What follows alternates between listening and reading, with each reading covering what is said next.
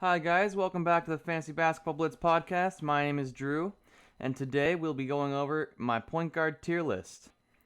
Alright, just like my last video, once again, this tier list is based on a points league scoring format, 12-team league specifically, and I'll be hopefully getting out a shooting guard, power forward, small forward, and center tier list in the next few days, but we'll see if I actually get to those last two. I have a pretty busy weekend coming up. But anyway, let's just get right into it. So as you can see, at tier 1, we got Luka Doncic. This guy was ranked number 2 on my top 20 rankings, and really I think that this is an easy choice once again. He's probably going to average a triple-double this season. He can score in any way, really. He can get you off the dribble, catch and shoot. He's a prolific passer, rebounds well. He's going to have all the usage in the world in Dallas. I don't doubt he's going to have a fantastic season. Do not let him slide out of the top 3. As far as weaknesses, turnovers are an issue with him.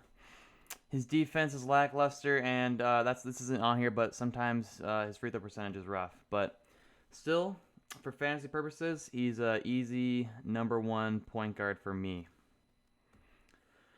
All right. Number 2, Damian Lillard. Damian Lillard, his scoring is comparable to Luka Doncic's. Last year, averaged 30 points a game. He can score from the 3-ball, from the logo, finishes well around the basket. Last year, I think he averaged a career high in assists, about 8 per game. Free throw percentage, quite good. He's very competitive. He won't miss many games for you. He'll play through injuries, that type of thing. Weakness, defense isn't great. His rebounding doesn't stand out to you, but it's not terrible. I would easily pick him in the mid to late first round and do not let him slide out of there. All right, for tier 3, we got Steph Curry and Trae Young. Now, both of these players kind of do the same thing. They score well and facilitate really well. Free throw percentage is good. Efficiency is good.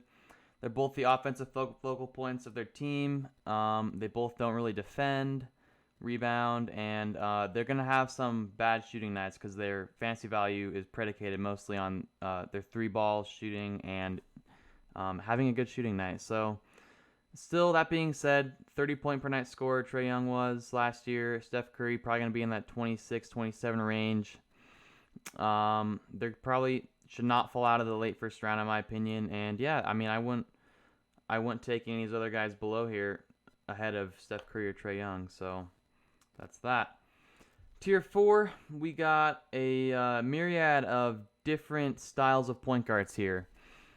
Ben Simmons is a defensive point guard with great peripherals, meaning his rebounding, assists, those are all very high.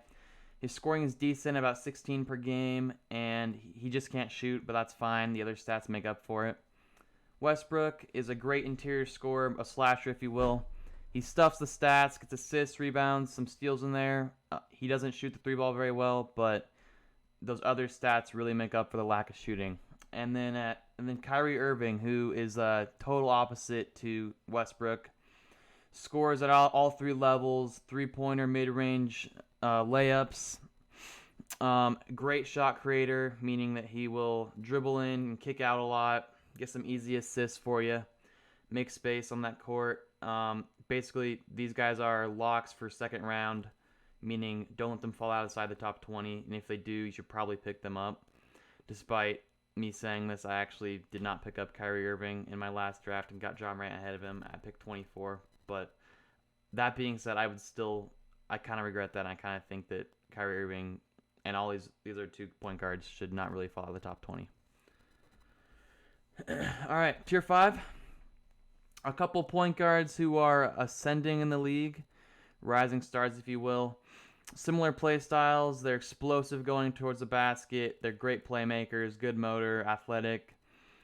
De'Aaron Fox has a bit of an injury risk. He's had ankle issues the last few years. Last year specifically, missed I think a couple months. I remember. As for Ja Morant, his 3-point shot is improving, but it's not too much of a concern. It's only his second year in the league. That can always improve. Where to draft these guys?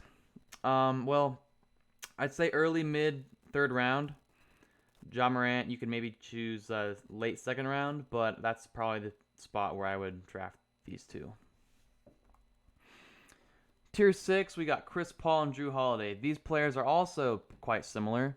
Veterans in the league, great at defense.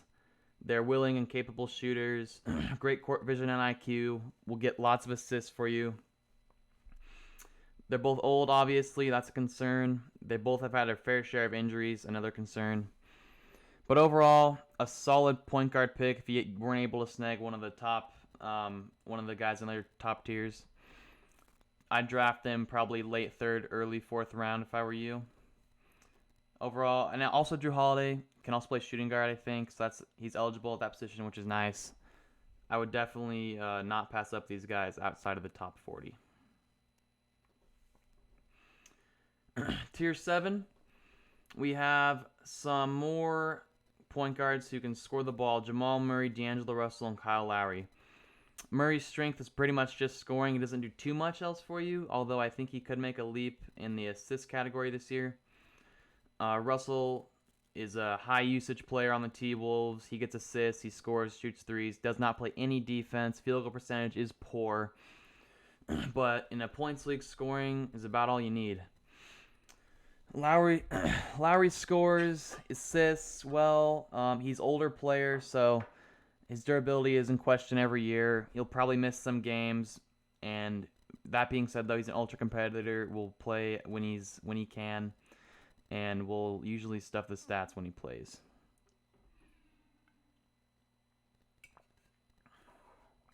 Where to draft them? I'd say mid to late fourth round is not a bad place for these three guys. Tier 8, we have a collection of ascending players and veterans that are on the downfall, probably. John Wall, I think, is the best out of this group because, I don't know, I've seen a few of his preseason games. Obviously, he's a little slower, but hasn't really missed a beat as far as his playmaking goes. He can still drive to the basket and score. Conley, I'm expecting to have a bounce back year this year. Last year was absolutely terrible, an embarrassment for him. But, he's a versatile player, can score the ball, assist. He used to be a great defender. I think that if you're sitting at pick 70, then 70 to 80, and Conley's there, you should pick him up. Last year, he obviously didn't shoot the ball well. Injuries are a concern. For DeJounte Murray, he last year split the backcourt with Derek White, split the time.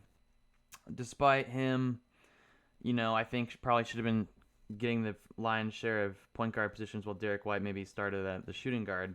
But Popovich didn't do that.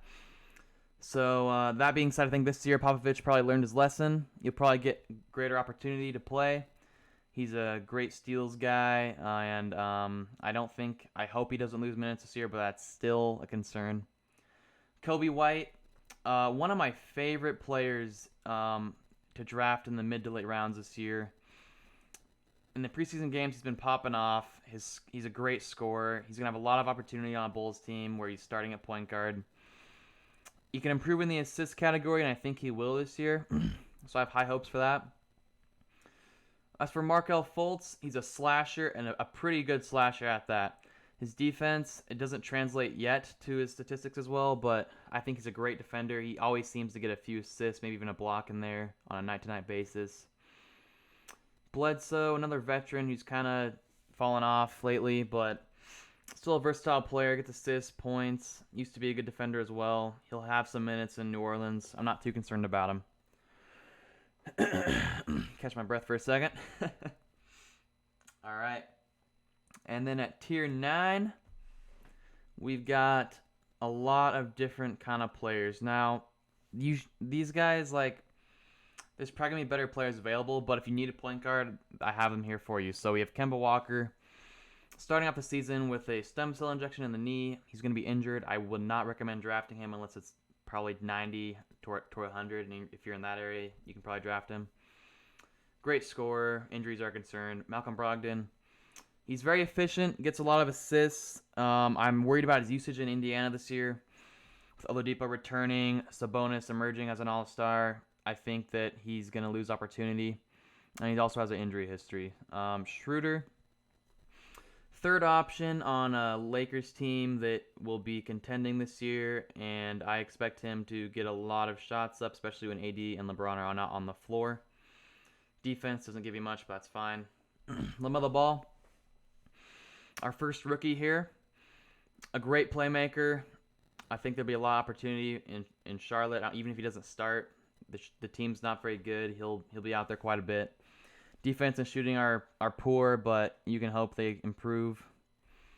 And his playmaking kind of makes up for it. Killian Hayes will have a lot of opportunity in Detroit, who is another shitty team. So I expect him to get 27 minutes tonight probably. He's got Derrick Rose there to mentor him. I've heard that he's a lefty and he doesn't really go to his right very much, so he's limited offensively. But I mean, he's in the NBA for God's sake. Like, come on, I bet he'll develop a right hand at some point. Spencer Dinwiddie, a great scorer, great playmaker. Last year, his stats were incredible: 20 points, 6 assists. He is relegated to the bench role, however, and that is his weakness. Defense as well is not really there. Derek White. We saw what he did in the bubble. He went insane, went berserk. He can shoot the ball, and he can assist. He can get steals. He hasn't got the opportunity yet, thanks to splitting minutes with DeJounte Murray at point guard. But if they both start together, like I think they will this year, he seems like a pretty good pick here in the 7th, 8th round, somewhere in there. So if you're sitting at like 70 to 100, all of these guys are valid to me if you need a point guard. Tier 10, I didn't highlight any strengths and weaknesses because these guys are all just kind of meh. If they're there, they're there. If you want a point guard, pick them up. But they're not make or break players per se. Devontae Graham here, he's going to shoot the ball and score well. Terry Rozier also going to score well. Elfrid Payton is great at assists. He rebounds very well for a point guard. Darius Garland, I hope he makes a jump this year. His stats aren't much to talk about, but I think he'll be starting at point guard for Cleveland, so the opportunity will be there at least. Ricky Rubio backing up D'Angelo Russell, I assume, unless he starts, which would be nice. Last year, averaged, I think, a career high in assists. Had a great year in Phoenix. Expect him to take all the backup point guard minutes in Minnesota and have a decent year, but not. I'm not looking for Rubio. If he's available at pick 140, I'm taking him. I don't think he will. Even pick 120, I'm still taking him. So Ricky Rubio, he's not bad, but not a standout player in this season, I don't think. Goran Dragic, I just threw in there because I think he's a starting point guard for Miami. Injury concerns are there, but he's a great scorer, great passer. He does everything you need. He's a veteran. If he's there also in the late round, like 120, 130, 140, I don't have a problem picking him up if you need a point guard. And with that, everybody, that was going to be the end of my video. Kind of a shorter one today. So thanks for tuning in. And once again, stay tuned for more tier lists. And once the fantasy basketball season starts, probably some every other day or so, like reviews of how the games go. I love analyzing those stats and talking about kind of like who did good, who did shit, who I think you should drop, who I think you should add. I'll be all over that once that starts up. So stay tuned for more, guys. Thanks very much for watching. See ya.